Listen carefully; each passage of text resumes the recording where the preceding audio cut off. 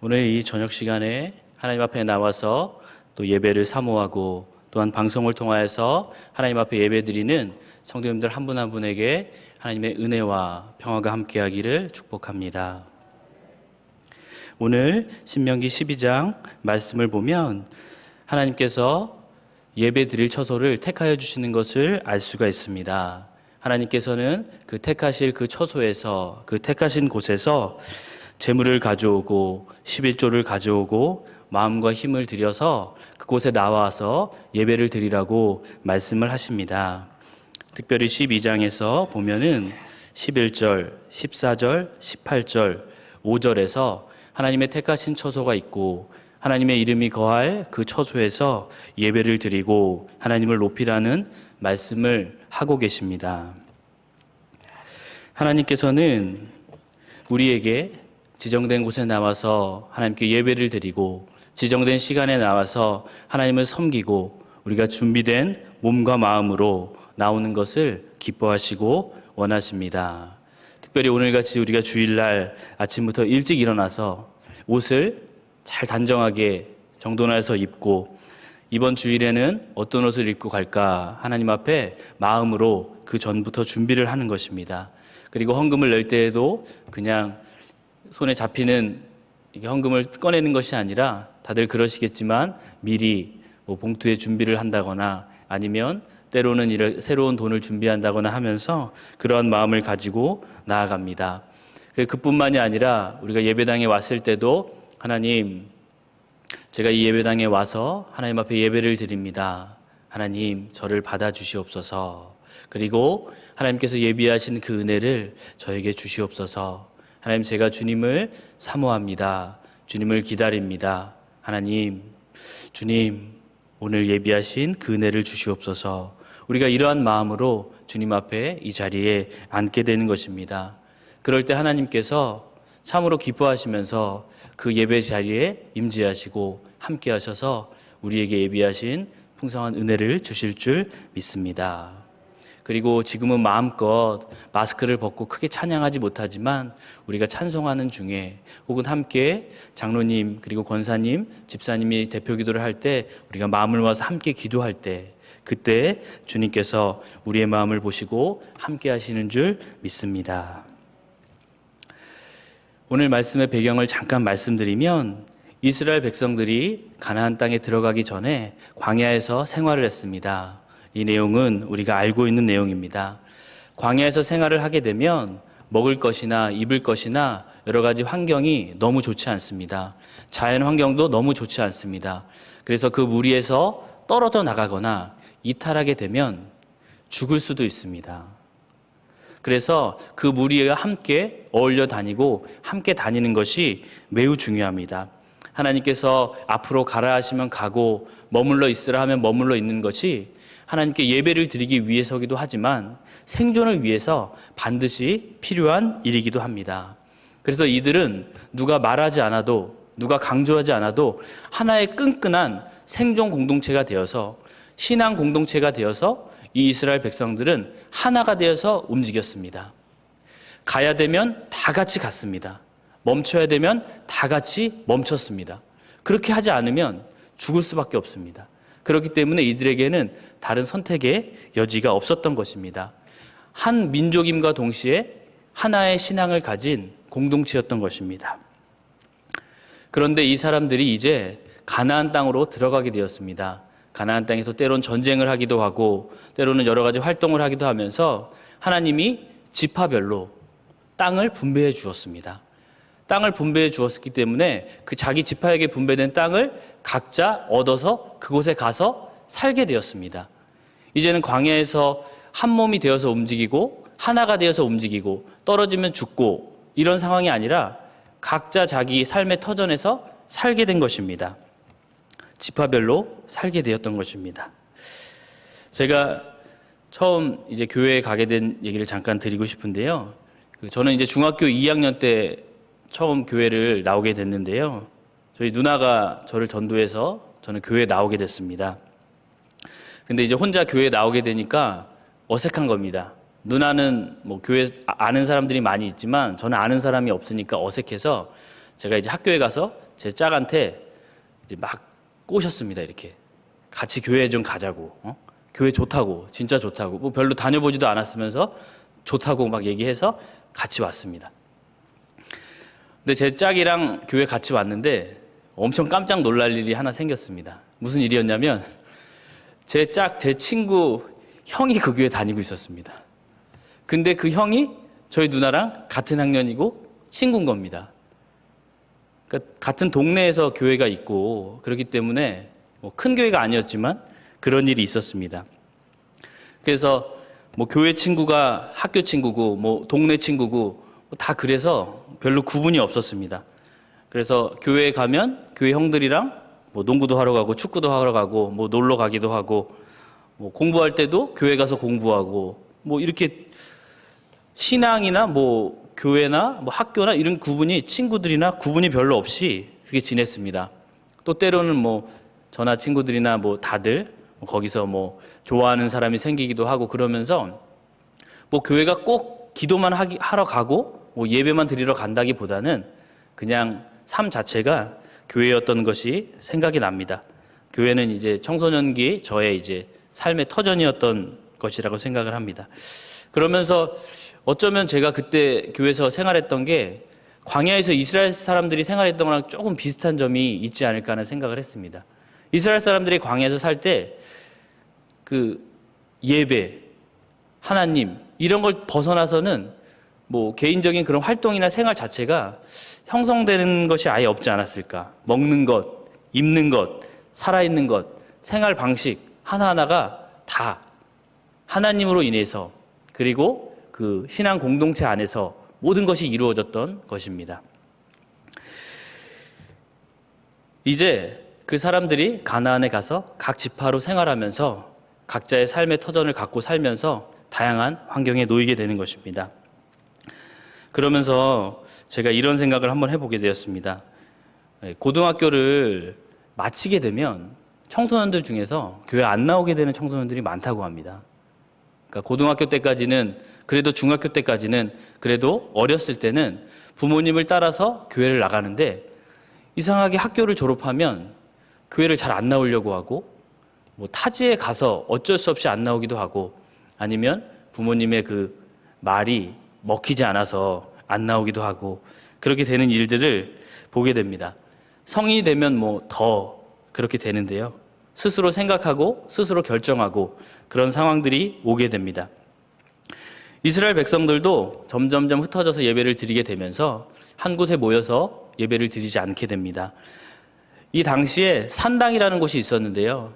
산당은 원래 가나안 사람들이 각각 그 우상을 섬기기 위해서 만들어 놓은 처소입니다.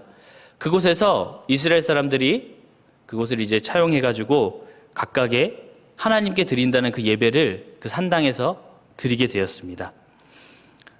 뭐 어떤 곳은 진짜 진실하게 예배를 드렸겠지만 어떤 곳에서는 가나안 사람들과 결혼을 하기도 하고 문화적으로 교류를 하기도 하고 하면서 때로는 이게 하나님께 예배를 드리는 것인지 아니면 다른 종교인지 조금 혼합된 형식의 제사를 드리기도 했던 것입니다.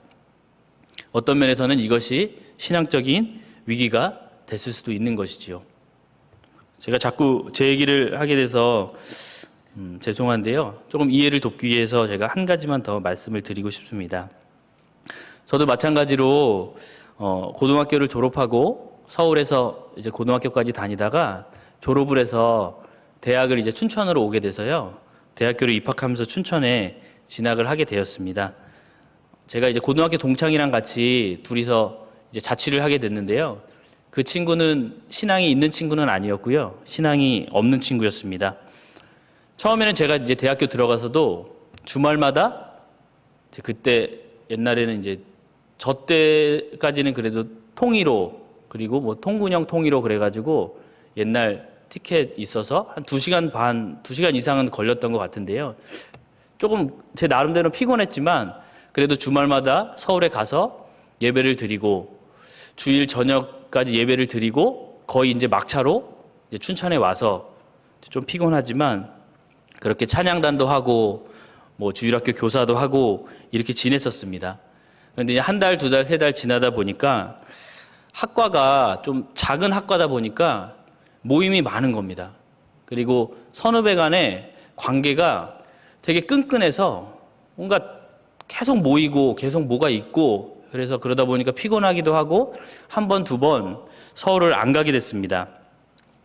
그러다 보니까 자연스럽게 제가 저희 학과에 믿지 않는 그 선후배들이나, 그때는 이제 1학년 때는 다 선배님들이고 동기들이었는데, 그 분들이나 아니면은 저랑 같이 사는 그 친구, 교회 안 다니는 친구한테 신앙적으로 이렇게 영향을 주기보다는 제가 영향을 받는데, 그냥 받는 게 아니라 완전히 그냥 구별이 안 갈 정도로 제가 영향을 받아서 뭐 제가 생각해도 똑같은 겁니다. 완전 다를 게 없고, 예, 전혀 이게 신앙의 모습이 아닌 삶을 그렇게 살았던 기억이 있습니다.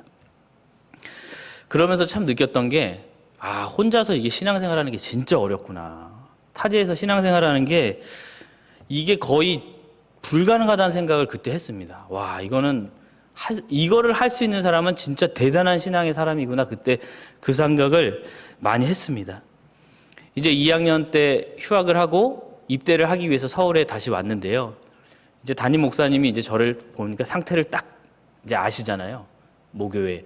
그러니까 군대 가기 전에 이 상태로 군대를 가면 절대 안 된다. 너는 그러면 완전 세상 사람이 된다. 그러면서 같이 이제 작정해서 이제 철야 기도를 하자고 하시는 겁니다. 예. 그러면 이제 그때 뭐 휴학도 했겠다, 할 것도 없겠다. 밤새 목사님이랑 이제 철야 기도를 하고 이제 그 다음날 아침에 되면 이제 집에 가서 자는 겁니다. 예. 그러다 하루 종일 지내다가 또 밤새 이제 철야 기도를 하고, 그러니까 뭔가 다시 마음이 이렇게 회복이 되는 거예요. 믿음이 다시 생기는 거예요. 뜨거워지고 다시 기도가 되고, 그러면서 이게 좀 회개도 엄청 그때 이제 울면서 많이 하고, 그러면서 군대에 갈 때는 다시 이제 무장을 해서 이제 딱 다시 좀 더 좋은 마음으로 갔던 기억이 나는데요. 어쩌면 이스라엘 백성들이 그 가나안에 들어가서 가나안 사람들과 교류를 하게 되고 어울리게 됐을 때 처음에는 그 신앙을 가지고 영향을 줬을지 모르겠어요. 네. 우리가 하나님의 백성이다. 그 마음을 가지고 좋은 영향을 줬겠죠. 근데 이 성경의 역사들을 보면 점점 이스라엘 백성들이 하나님을 버리고 동화되게 됩니다. 그래서 이방신을 섬기게 되고 하나님을 멀리하게 되고 아예 하나님 안 믿는 사람들처럼 전혀 차이 없이 변하는 모습을 보게 됩니다. 참 어려운 것 같아요. 이렇게 산다는 게 힘든 것 같아요. 우리가 딱 신앙의 공동체로서 우리들만 딱 모여있을 때는 괜찮습니다. 그런데 외부에 나가거나 신앙의 도전 앞에서는 어떨 때는 진짜 너무 쉽게 무너지기도 하는 그런 모습을 봅니다. 우리가 잘 아는 위대한 왕 다윗이 있잖아요. 이 다윗 왕이 하나님의 성전을 지으려고 굉장히 이렇게 마음에 소망을 갖잖아요. 그 다윗 왕이 정말 좋은 신앙을 가졌고 하나님께서 거하실 정말 보기에도 좋고 하나님께 영광을 받으실 만한 그 성전을 짓고 싶어 했어요. 그러니까 그게 개인적인 정말 뜨거운 신앙과 하나님을 향한 사랑에서 나온 그 마음이라고 저는 생각합니다. 그렇지만 한 가지 또 다른 의미가 있었다고 생각을 합니다. 어떤 의미였냐면 이스라엘 백성들의 왕이 다윗이잖아요. 근데 정말 다윗이 신앙이 있다면 나만 신앙생활을 잘하는 것이 아니라 나만 하나님을 사랑하고 잘 섬기는 게 아니라 무슨 생각을 했을까요? 내가 다스리는 이 백성들이 다 하나님을 잘 섬겼으면 좋겠다. 하나님을 사랑하고 잘 믿었으면 좋겠다. 이런 생각을 했을 거 아니에요. 그러니까 하나님 앞에 그 성전을 지을 때, 하나님의 전을 짓고자 할 때, 하나님께 영광을 돌리고자 할 때 우리 이스라엘 백성이 하나가 되어서 한 마음 한 뜻이 되어서 하나님의 성전을 짓고 그곳에서 주님만을 바라보는 예배를 드리자. 하나님 앞에 온전한 제사를 드리자. 이런 마음을 다윗은 가졌을 거라고 생각합니다. 우리가 더 이상 흔들리지 말고 하나의 신앙과 믿음을 가지고 사회와 문화와 정치와 이런 것들이 다 오직 하나님만 기뻐하는, 하나님께 영광을 돌리는 그러한 나라가 되자. 이런 마음이 그 마음의 소망으로 있지 않았을까 하는 생각을 해봅니다. 그러니까 그 나라의 과거를 봤을 때 다윗은 그러한 생각을 충분히 할 수 있었을 거라고 생각을 합니다. 근데 이스라엘 역사를 보면 그 이후에 문제가 생깁니다. 이게 작은 문제가 아니라 큰 문제입니다. 몇 번 성전이 파괴가 되게 됩니다. 특별히 주후 70년에 보면 로마가 쳐들어와서 그 성전이 완전히 파괴되고 불타버리게 됩니다. 하나님 앞에 예배들을 드릴 때 하나님의 그 택하신 처소, 하나님께서 임하시는 그 거룩한 성전에서 우리가 하나님께 영광을 돌리고 예배를 드려야 되는데 완전히 그 처소가 무너져 버리고 부서져 버리고 불타버린 것입니다. 그 상황에서 이 유대인들은 굉장한 위기를 느꼈겠죠. 아마도 정말 세상이 끝난 것처럼 울며 탄식하며 정말 어쩔 줄 모르는 그 위기에 쌓여 있었을 것이라고 생각을 합니다. 물론 그 이후에 회당을 통해 그 예배 드리는 것이 많이 재편이 되기는 했지만 그 당시에 어려움이 있었을 것입니다. 지금 우리의 상황도 완전히 같진 않지만 비슷한 면이 있다고 생각을 합니다. 우리가 지금 여기에 나와서 예배를 드리는 분들도 계시지만 나오고 싶어도 나오지 못하는 분들이 계십니다. 그리고 모임을 하고 싶어도 우리가 하나의 신앙 공동체가 되어서 하나님 앞에 한마음 한뜻으로 속회도 드리고 성교회 모임도 하고 점심 식사도 같이 하고 같이 예배도 드리고 옛날처럼 통성기도도 다 같이 하고 한 분도 빠짐없이 모여서 성찬도 하고 그런 마음이 있는데 이게 뭔가 안타까운 마음이 있는 것입니다. 아, 주님, 이게 언제 회복이 될까요? 하나님, 언제 다시 정상적으로 예배를 드릴 수 있을까요? 이런 마음이 있는 것입니다. 그런데 한 가지 이 상황을 보면서 기억하게 된 것이 있습니다. 우리가 한 가지 그래도 희망을 잃지 않을 수 있는 것은 우리가 이렇게 교회 중심의 삶, 모임 중심의 삶, 봉사와 예배 중심의 삶을 살 수는 없지만 하나님께서 주신 좋은 마음을 가질 수 있는 한 가지 소망이 있는데 그것은 바로 예수 그리스도입니다. 무슨 말이냐 하면 이런 것입니다. 영국에서 교회가 팔려서 나이트클럽으로 개조가 돼서 사용된다고 합니다. 그리고 교회가 부도가 나서 그 부도난 교회를 이단이 사서 사용한다고 합니다. 이런 모습들은 우리의 마음을 너무나 아프게 하고 슬프게 합니다. 그렇지만 우리가 이런 제한된 상황에서도 예배를 드릴 수 있고 하나님을 만날 수 있습니다. 주님께서는 우리한테 그렇게 이야기를 하셨어요. 우리 한 사람 한 사람이 하나님의 성전이고 그리고 예수님께서 우리 안에 거하신다고 말씀하셨습니다. 성령님께서 우리에게 찾아오셔서 우리 속에서 함께 하신다고 분명히 말씀을 해주셨어요. 그래서 우리가 하나의 공동체고 늘 모여야 하고 늘 함께 해야 하지만 지금처럼 제한이 있을 때에도 우리는 소망을 가질 수가 있습니다. 왜냐하면 하나님께서는 우리 한 사람 한 사람을 하나님의 택하신 처소로 바라보시기 때문입니다. 우리가 어떤 공간에 어떤 시간에 모여서 예배를 드리고 하나님을 경배한다는 것은 너무나 중요합니다. 그렇지만 우리가 비록 그렇게 하지 못할지라도 하나님께서는 우리 한 사람 한 사람을 향하여서 찾아오시고 분명히 함께 하신다고 말씀을 하십니다. 그러면서 예수 그리스도께서 우리 안에 오셔서 우리의 예배를 받으시고 우리 각 사람의 삶을 통해서 영광을 받으신다고 분명히 말씀하시는 것입니다. 우리가 교회를 통해서 설교를 듣습니다. 공급받는 설교가 있습니다. 그리고 선교회 활동을 통해서 받는 은혜가 있습니다. 그리고 봉사를 하면서 서로 하나 되는 그 마음이 있습니다. 찬양하면서 예배드리면서 받는 은혜가 있습니다. 함께하면서 받는 그런 좋은 상황들이 있는 것입니다. 그렇지만 지금 같은 상황에서 제가 한 가지 또한 신앙에 도움을 드리고 싶은 부분은 우리가 개인적으로 집에 있을 때 혹은 평일에 교회에 나와서 활동할 수 없을 때 꼭 개인적으로 예배를 드리신다던가 아니면 개인적으로 기도를 하신다던가 개인적으로 큐티를 하신다던가 우리가 신앙의 끈을 각자 나름대로 잡으시기를 꼭 부탁을 드립니다. 지금까지 해오셨다면 계속 그대로 하시면 되는데 만약에 하지 못하셨다면 우리가 다시 한번 그 마음을 가지시기를 여러분에게 부탁을 드리는 것입니다. 왜냐하면 이게 교회에서 어떤 여러 가지 서비스들을 제공하지 못한다고 해서 우리가 언제쯤 하게 될까, 언제쯤 하게 될까 이렇게 기다릴 수도 있지만 하나님께서 우리에게 주시는 또 다른 영적인 공급처가 있는 것입니다. 우리가 영상을 보면서 여러 가지 은혜가 되는 영상이라던가 은혜가 되는 설교를 들을 수도 있습니다. 그리고 우리가 찾아서 경건서적을 읽을 수도 있습니다. 그리고 큐티집을 구입해서 개인적으로 매일매일 아침마다 혹은 저녁마다 혹은 낮에 시간이 있을 때 큐티집을 하면서 주님 날마다 은혜를 주시니 감사합니다 이러면서 나아갈 수 있는 것입니다. 혹은 여러 가지 사이트들을 보면 은혜를 받을 수 있는 그런 기독교 사이트들이 있는데 그곳에 가서도 우리가 찾아볼 수가 있는 것입니다.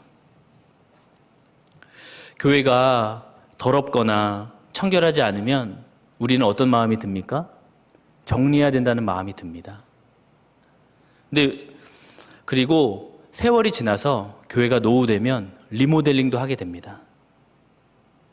그리고 예배의 순서를 예배 드릴 때도 잘 정리해서 절차를 정해서 예배를 드리게 됩니다. 그런데 우리가 그러한 것들이 없다고 해서 우리 개인의 신앙을 이렇게 놓쳐버리는 것은 우리에게 좋은 상황이 아니라고 생각을 합니다. 하나님께서 이 교회 예배당만 택하신 처소가 아니라 우리 개인의 성전을 택하신 처소라고 말씀하신다면 우리는 우리 자신의 내면과 심령을 가꾸어야 할 필요가 있는 것입니다. 우리 심령이 조금 더러워져 있다고 느껴진다면, 정리가 되어 있지 않다고 느껴진다면 우리는 정리를 하고 청소를 해야 되는 것입니다. 그리고 너무 오랫동안 우리가 관습이나 아니면 옛사람의 습관에 의해서 하나님이 좋아하시지 않고 기뻐하시지 않는 그런 습관에만 놓여 있다면, 물론 좋은 습관도 있지만 이 모습은 하나님이 기뻐하시지 않는 것 같아, 그런 것이 이 기회에 깨달아진다면 교회를 리모델링하는 것처럼, 건물을 리모델링하는 것처럼 우리의 심령도 리모델링 하듯이 새롭게 해야 되는 것입니다.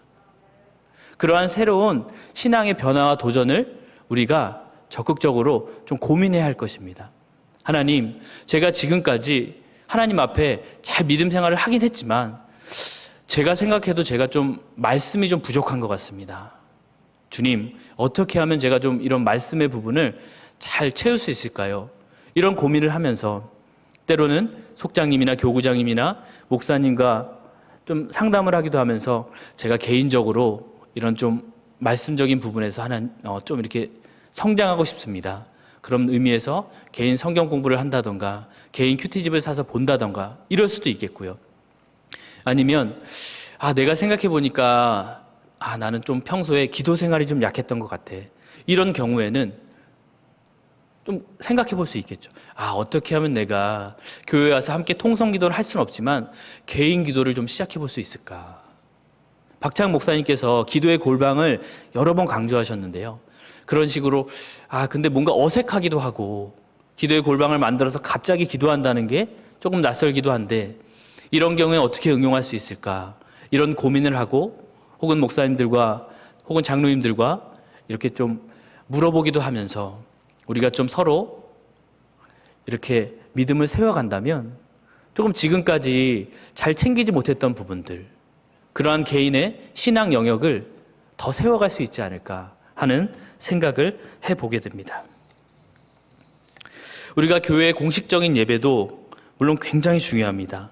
그리고 하나님께서 우리의 예배를 기뻐하시고 우리의 예배를 원하십니다. 그렇지만 우리가 그 예배에 더불어서 개인적으로 조금 제약이 있는 요즘 같은 상황에서는 각자의 처소에서 각자의 일상에서 어떻게 하나님을 만날 것인가, 어떻게 하나님의 은혜를 받을 것인가. 제가 옛날에 교회 공동체에서 떨어져 나가자마자 춘천에 오자마자 정말 신앙이 완전히 막 이렇게 비틀비틀했던 것처럼 그렇게 되지 않으려면 어떻게 할 것인가? 아, 주님과 1대1의 교제가 있어야 되는구나. 주님과의 매일의 만남이 있어야 되는구나. 그때 그걸 많이 느꼈거든요. 아, 내가 아침마다 일어나서 잠깐이라도 기도를 하고 잠깐이라도 성경을 읽었다면 그러면 하루를 시작할 때 주님과 동행할 수 있었을 텐데 내가 성경을 읽었던 게 언제였던가? 내가 하나님 앞에 개인적으로 기도했던 게 언제였던가? 이런 생각이 드는 거예요.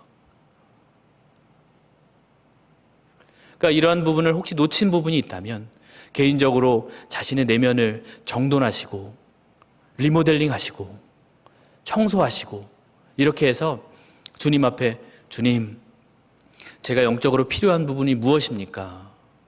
극복해야 될 부분이 무엇입니까? 더 강화해야 될 부분이 무엇입니까?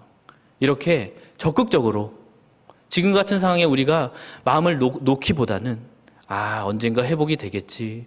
언젠가 다시 돌아가겠지. 물론 돌아갈 것입니다. 그렇지만 그때까지는 그렇다고 그때까지는 주님과 멀어져서 지낼 수는 없잖아요. 그럴지라도 우리가 주님 앞에 성령 충만하게 믿음으로 하루하루 살아갈 책임이 있잖아요. 그리고 그렇게 살아야 하는 것이 하나님이 기뻐하시는 일이잖아요. 그러니까 그 마음을 가지시고 아, 내가 어떻게 주님 앞에 나가야 할까? 내가 하루하루의 일상에서 어떻게 주님을 바라봐야 할까? 이 마음을 놓치지 않으셨으면 합니다. 말씀을 마무리하고 싶습니다. 우리가 그렇게 매일매일의 삶 속에서 주님을 간절히 찾고 주님을 바라볼 때 주님께서는 우리에게 지혜를 주실 것입니다. 성령 하나님께서는 우리가 주님을 찾을 때 어떻게 하면 주님께 더 가까이 나아갈 수 있는가 지혜를 주십니다. 우리가 주님께 멀어지려고 할 때에는 정말 주님께 점점 멀어질 수밖에 없지만 우리가 주님을 찾고자 하는 그 마음이 있을 때 성령께서는 어떻게 우리가 주님께 가까이 갈 수 있는지 늘 지혜를 주십니다. 왜냐하면 우리가 주님께 가까이 나아가고자 하는 그 마음보다 주님께서 우리에게 가까이 하고자 하시는 그 마음이 더 크시기 때문입니다. 그렇기 때문에 우리가 매일매일의 삶 속에서 주님께 가까이 하고자 하는 마음을 갖고 그 소망을 갖고 주님 도와달라는 기도를 할 때 주님께서는 지혜를 주셔서 지금 이 시간 나에게 필요한 것이 무엇인가? 지금 이 순간 내가 매일매일의 삶에서 승리할 수 있는 방법이 무엇인가? 주님께서 가르쳐 주실 것입니다. 그리고 하루하루의 삶 속에서 은혜를 받을 수 있도록 성령 충만할 수 있도록 주님께서 반드시 도와주실 것입니다. 그래서 우리가 지금 아무리 어렵더라도 아무리 혼란스러운 상황일지라도 하나님 앞에서 날마다 풍성하게 은혜를 받으면서 살 수 있습니다. 감사가 넘치는 생활을 할 수 있는 것입니다. 아멘이십니까? 맞습니다. 그럴 수 있습니다. 우리가 함께 노력할 때 할 수 있습니다. 그리고 어떤 사람을 볼 때 아, 저 사람은 코로나가 있는데도 기쁨이 넘치는 것 같아. 저 사람은 코로나가 있는데도 저 장로님은 코로나 상황 가운데도 늘 흔들림이 없고 성령 충만한 것 같아. 그러한 모습을 우리가 서로 보게 된다면 서로 위축되고 이렇게 되기보다는 서로 힘을 받을 것입니다. 우리가 만날 때 저분은 우리가 모임을 하지 못하는데도 얼굴에서 정말 광채가 나는 것 같아. 이런 분이 계시다면 물어보지 않겠어요? 아, 장로님, 아, 권사님, 요즘 무슨 좋은 일이 있으십니까? 아, 요즘 사실은 어려운 일이 있는데요. 힘든 일이 있는데요. 그러니까 더 교회 와서 기도하게 되는 것 같습니다. 기도를 하게 되니까 하나님이 은혜를 주시네요. 그래서 사실은 더 힘든데 은혜는 더 많습니다. 참 이것이 어떻게 보면 마음이 아프지만 어떻게 보면 이게 하나님이 이끌어 가시는 은혜의 방식이 아닌가 하는 생각이 듭니다. 우리가 이런 상황 속에서도 꼭 주님을 만나시고 주님과 동행하시고 승리하시는 풍성한 은혜의 삶을 사시기를 축복합니다.